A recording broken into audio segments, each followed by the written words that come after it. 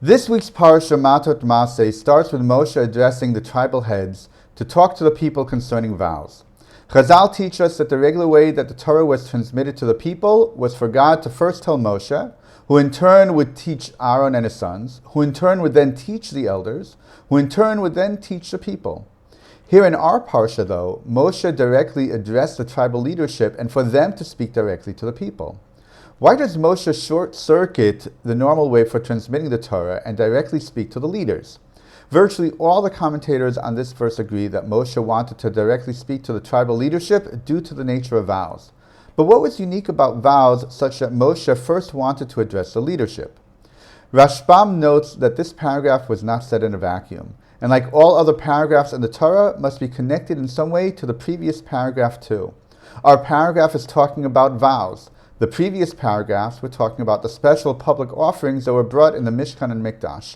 It therefore must be that the topic of vows must be in some way related to that which came before, special offerings. Rashbam accordingly says that the juxtaposition of a vow to an offering must be hinting to the halakha that a person who vowed to bring an offering has up to 3 holidays to fulfill their vow and bring that offering. Why then did Moshe specifically involve the tribal leadership?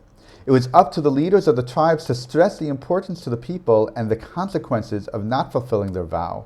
Since it was specifically their responsibility to teach the people, Moshe honored the tribal leaders by directly telling them first. While Rashi would agree with Rashbam halachically, Rashi emphasizes a different aspect about vows. Rashi points out that for the most part, a leader or a scholar has the know-how and understanding, and also the capability to nullify a vow if need be. As such, Rashi says that Moshe specifically spoke to the leaders first, explaining to them about the laws of vows in order to honor them. Ralbag expands upon Rashi's idea, underscoring that the laws of vows are complicated and complex. Ralbag says that Moshe wanted to give it to the tribal leadership not just to honor them, but because they are in constant contact with the people. This constant contact would enable them to properly guide the people through the various complexities of the laws of vows. But perhaps there's another reason why Moshe directly addressed the tribal leadership concerning vows. As the Torah says, when a person makes a vow, k'chol hayotzei mipiv ya'aseh, anything that comes out of the mouth, one must do. It is not enough to just teach or preach about the laws. One must also do and lead by example, especially when the issue involved is so complex. Leaders may freely preach or advise, but then won't necessarily follow their own instructions. By directly addressing the leadership first, Moshe was teaching the leaders about leadership, stressing that a leader must show by example how to fulfill one's vows and how careful one must be. If the leaders cannot practice what they preach, how can they expect those who follow them to properly fulfill the halacha?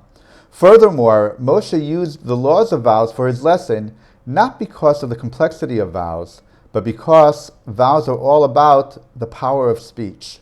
This power is found even more so in the hands of leadership, as it is their powers of persuasion, their rhetoric and charisma, their words, which help them to gain and stay in power. Shabbat Shalom.